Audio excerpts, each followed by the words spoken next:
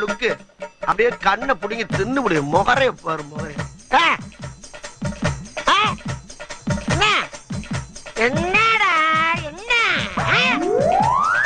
பார்த்து பார்த்து இன்னைக்கு அடிக்கிற அடியில மூஞ்சி முகரையெல்லாம் பஞ்சர் ஆயிரணும். நீ பாக்குற இன்னைக்கு சகல என் அடிய பார்த்தது இல்லையா?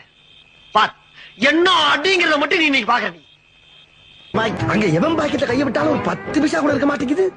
அப்படியே கேவலம் அந்த 10 பைசா எடுத்துட்டாலும் திருடிட்டான் ஊரை கூட்டி பஞ்சாயத்து வச்சு பாட்டு பார்த்தா கழட்டிட்டானுங்க.